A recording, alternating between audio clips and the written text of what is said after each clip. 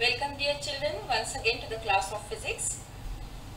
Since last so many days we are discussing and learning new concept and new terminology related with this subject. We have also completed one lesson, that is lesson number 8, motion. Today we are going to begin with the new chapter. This is chapter number 9, force and laws of motion. Dear children, in the previous chapter, we described the motion of an object along a straight line in terms of its position, velocity and acceleration. We saw that such a motion can be uniform motion or it can be non-uniform motion. But we have not yet discovered what causes this motion. We have not yet discussed about what is a thing which is making an object to be in motion. Why does the speed of an object change with time? Do all motion require a cause? And if that is the case, what is the nature of that cause? So dear children, in this chapter, we shall make an attempt to quench all such curiosities. We will learn what is that physical quantity which is making an object to set into motion. So for many centuries, the problem of motion and its causes had puzzled scientists and philosophers. A ball on the ground, when given a small hit, does not move forever. At one particular time, the ball will stop. So such observations suggest that rest is the natural state of an object. The object will be in the state of rest and that is its natural state. And this was the belief of the people until Galileo Galilei and Sir Isaac Newton developed an entirely different approach to understand motion. These were the two scientists who have done tremendous work in the field of motion and describe the motion of an object. In our day-to-day life, we observe that some effort is required to put a stationary object into motion. Or if the object is already in motion, then also certain efforts are required to stop that object. And usually what we say that a muscular effort is used to do all this. We say that we must push or hit or pull the object to change its state of motion. The concept of force is based on push, hit or pull. So, when we talk about force, what exactly force is? Force is nothing but a push or pull or hit to an object to set it into motion. So let's now understand about force. Let's understand what is it exactly. In fact, no one has seen it. No one has tested it. No one has felt it. But however, we always see or feel the effect of force. It can only be explained by describing what happens when the force is applied to an object. So, pushing, hitting and pulling of an object are all ways of bringing the object into motion, and that is nothing but a force. And so, the object moves because force is applied on them or force acts on them. Let's now understand how will we define force in the language of physics. So in physics, we will say that a force is any influence that causes a free body to undergo a change in speed, change in direction or change in shape of an object. So I hope it is understood. So in normal case, a push or a pull or hit to an object to set it into motion is force. And when we have to describe it in a proper terminology, we will say that force is any influence that causes a free body to direction or change in shape of an object. So let's understand what is the effect of force on an object. So some pictures are posted there on the slide. Please check out. In the first picture you can see that the ball is set into motion when it is hit by a hockey. So force move a body which is at rest. The rest position of the object can be changed by pushing it or by applying a force on it. In the second picture you can see that the goalkeeper is stopping the ball. So for force, stop the moving object. If the object is already in motion, we can make use of force to stop that object. In the third picture, you can see that the batsman is hitting the ball. So force can change the speed of the moving object. Fourth picture, if you see, the cyclist is changing the direction with the application of the force. When we are pedaling the cycle, that means we are applying force. So force can change the direction of moving object. If you see the picture at the center, you can observe that force can change the shape and size of the body. The baker is changing the shape of the dough of the bread and also changing the size of the dough of the bread. So this is how the effect of force can be seen. Now broadly children, in this chapter we are going to discuss about two types of force. Rather we will be discussing three types of forces. First is balance forces. Let's first understand what is the meaning of balance forces. If two forces act on a body in opposite direction and if both the forces are equal, then the resultant force acting on the body is zero. Such forces are called as balance forces. So two forces equal in magnitude but opposite in direction, when act on the body, the resultant force is zero, and that type of forces are balance forces. Balance forces cannot change the state of rest of motion of a body. Okay, so body will always be at rest if the forces are balanced. Now see the picture there. In the first picture you can see that the cup is there on the table. So which are the two forces which are balancing each other so that the cup is stationary on the table? So the cup is exerting force on the table and equal amount of force is exerted by the table on the cup. So force exerted by table on the cup and the force exerted by cup on the table are equal to each other, but they are opposite in direction. Hence the resultant force on the cup is zero and therefore the cup is at rest. Now children, when I say that the cup is exerting force on the table, that means it's the weight of the cup. Check the other figure. Now here there is a wooden log, you can say, which is kept on the table.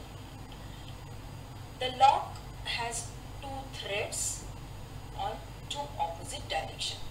One is in the direction X, one thread is tied in the direction Y.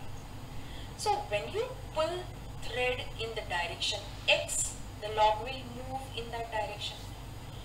When you pull the thread in the direction Y, the log will move in the direction of Y.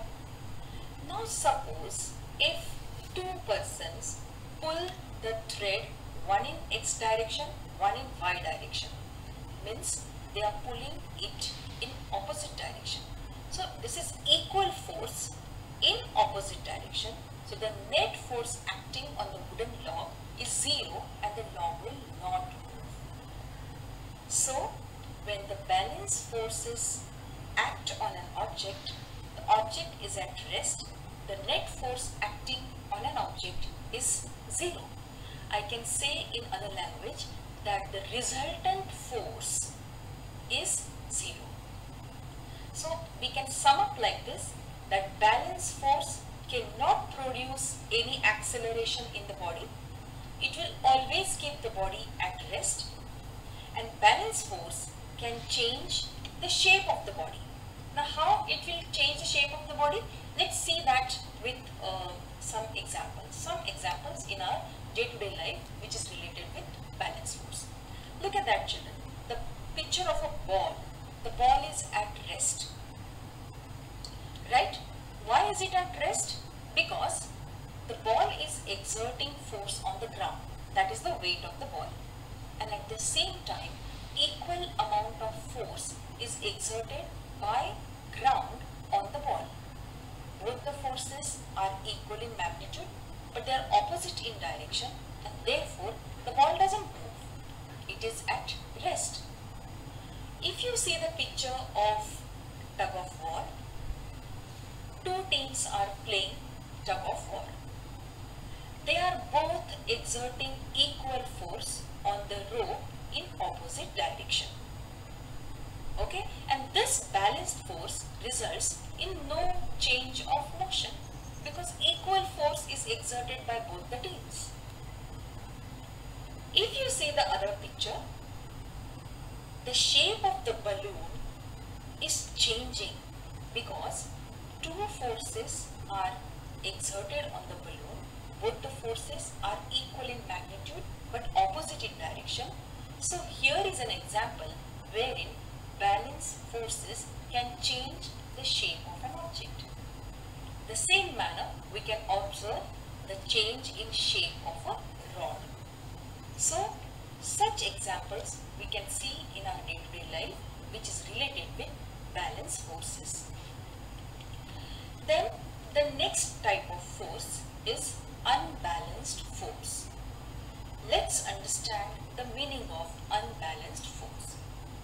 If two forces act on a body in opposite direction, and if one force is greater than the other, then the resultant force is not equal to 0. Such forces are called as unbalanced forces. Okay? So, two forces which are not equal in magnitude. So, the resultant of such force is not equal to 0. Unbalanced forces change the state of rest or motion of a body. So, in the previous example, I told you about the ball at rest because the forces acting on the ball are equal in magnitude and opposite in direction. But the moment you kick the ball, now the forces are not balanced. The rest position of the ball can change with the help of unbalanced force. So we say that unbalanced forces change the state of rest or the motion of a body. Now you see the picture given there. There is a huge wooden log, and the two persons are pushing that wooden log. In the first picture, you can observe that they are trying hard to push it, but it is not possible for them to push that huge log of wood. Which are the two forces acting there? One is the force applied by the two people on the log, and the other force is a frictional force which is between the log and the floor. So both the forces are not equal in magnitude, isn't it? So slight movement of the log is seen. In the next case, still they are able to slightly push it ahead. But in the third figure, they push it to the greater distance because their magnitude of push is greater than the frictional force. So we can set the object into motion with when the forces applied on the object are unbalanced forces. Now you see the next figure, which is yellow in color. There is a wooden log at the center and the two forces acting on the wooden log, one towards the right side, that is 10 Newton, and one towards the left side, that is 5 Newton. And what is Newton? It is SI unit of force. The magnitude of force, how much force is applied on an object, is calculated by using this unit, and that unit is Newton. So 10 Newton is naturally greater force and 5 Newton is lesser force as compared to 10 Newton. So in this case, two forces are not equal in magnitude, though they are opposite in direction, but the log will always move in the direction of greater force. So when two forces are not equal in magnitude, the object will always move in the direction of greater force. Let's understand some of the examples of unbalanced force from real life. Now the same example of tug of war you see here, children. Left team is exerting a force of 400 Newton and the right side team is exerting a force of 300 Newton. Now 400 Newton force is greater than that of 300 Newton. So here in the game of tug of war, which is shown there, the team with less force move in the direction of team with more force. The net force is the difference between these two forces. Okay, as I told you that the object will always move in the direction of greater force. See the second example. An unbalanced force is exerted on the ball in the direction of arrow. You can see that arrow and the force is exerted on the ball. This force causes it to move in the direction in which the force is applied. Right? See this picture of a truck. Now the truck is moving in the forward direction. So the force is, greater force is in the forward direction. The other force, which is in the opposite direction of the truck, moving truck, is the frictional force. The force between the tire of the vehicle and the road. But this frictional force is very, very less as compared to the force which is applied by the engine to the vehicle so as to move it in the forward direction. Thus, when the forces are unbalanced, they are not equal in magnitude, the object will always move in the direction of the greater force. Right, children? The third type of force which we will need in this chapter to understand so many things is the frictional force, and in the previous example also I made use of the word frictional force. So force of friction is the force which opposes the motion of an object over a surface. So we have learned about frictional force in standard 8, children, so I am pretty sure that you all are aware of the meaning of frictional force. It exists between the two objects which are in contact with each other. So a ball rolling on a ground gradually slows down and comes to a stop due to force of friction. Imagine if there wouldn't have been a frictional force, and if you kick the ball will move, just keep on moving and will never stop. The ball stops after some time. It's only because there is a frictional force which always present in the direction opposite to the direction of motion of an object. Now, if we stop pedaling a bicycle, it gradually slows down and comes to a stop due to force of friction. So to keep our cycle in motion all the time, we have to keep pedaling it. The moment you stop pedaling, the cycle will come to rest. That's because of the force of friction between the tire of the cycle and the road. Children, I told you that if the forces are balanced forces, then the object is at rest.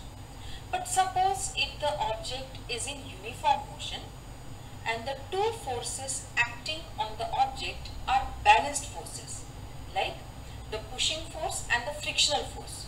Both the forces are equal and the object is in uniform motion. Then what will happen? The object will continue to move with uniform motion. But if an unbalanced force acts on the moving object, then its speed or its direction can be changed. So the speed and direction of a moving object can be changed with the help of unbalanced force. And if the unbalanced force is removed, then what will happen? Then the object will continue to move with the speed it had acquired till then. So if the object is already in motion and if the unbalanced force is removed, then the object will continue to move with the same speed which it had acquired. Children, in the beginning I told you that Sir Galileo Galilei and Sir Isaac Newton are considered to be the pioneers in explaining the motion of an object. Galileo did several experiments to describe the motion in different manner. One of the experiment we will be discussing here, and based on this experiment, Newton then formulated laws of motion. So let's understand Galileo's experiment about motion of an object. So he observed the motion of object on an inclined plane. So you all are aware about the inclined plane. The slide in the garden that acts as an inclined plane. Any slope is an inclined plane.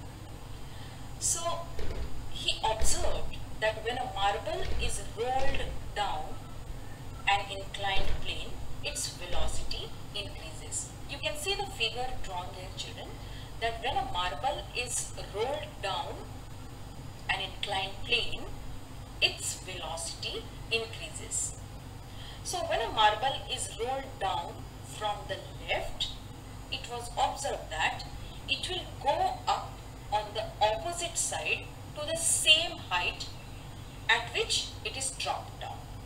So two inclined planes are kept adjacent to each other. You can just see that a marble is rolled down on that inclined plane, and when the marble goes down, it was observed that its velocity increases and it will go up on the opposite side to the same height at which it is dropped down. Then he realized that if the inclination of the plane is equal, the angle of inclination is equal. This is what is the angle of inclination. You can see that two inclined planes are kept in this manner, and if the angle of inclination of both the planes are equal, then the marble would travel equal distances while climbing up as travelled while rolling down. So while rolling down, its velocity increases. When it will climb up, its velocity decreases, but it will attain the same height which is equal to the height at the beginning. Now in the next step, he observed that if we decrease the angle of inclination of the right plane, the second plane, if we decrease the angle of inclination, the marble will travel further until it reaches its original height. It was observed that the marble has to travel little more to attain the same height. Then if the right plane is made flat, he made the right side of the plane completely flat, it was observed that the marble would travel forever to achieve the same height. The marble kept on moving in the forward direction.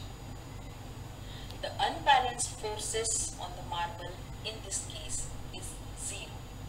Here it was considered that the two inclined planes are absolutely frictionless. There is absolutely no friction. So every time the marble is rolled down from one inclined plane, it will go up in the other inclined plane to attain the same height. As we reduces the angle of inclination of the right side plane and finally made the angle of inclination 0 of the right side plane, it was observed that the marble traveled forever to achieve the same height. So from this experiment, Galileo concluded that an unbalanced or an external force is necessary to change the motion of the marble. But no net force is needed to sustain the uniform motion of the marble. But in practical situations, it is difficult to achieve a zero unbalanced force. This is because the presence of frictional force acting opposite to the direction of motion. In practical scenario, it is not possible to have a frictionless surface. Thus, in practice, the marble stops after traveling some distance. The effect of frictional force may be minimized by using a smooth marble and a smooth plane and providing a lubricant on the top of the planes. But in practical scenario, the marble will stop after traveling some distance because little friction is always present between the two surfaces. Galileo's work on motion was later on taken forward by Sir Isaac Newton. He studied Galileo's ideas on force and motion and presented three fundamental laws that govern the motion of object. These three laws are known as Newton's laws of motion, and we are going to study Newton's laws of motion in the next session. So till then, please keep revising what all we have done. You all are given a project to do in the summer vacation. Please do it sincerely, and at the same time, some assignments in physics will be given to you in the coming days. So till then, goodbye and keep revising what we have learned.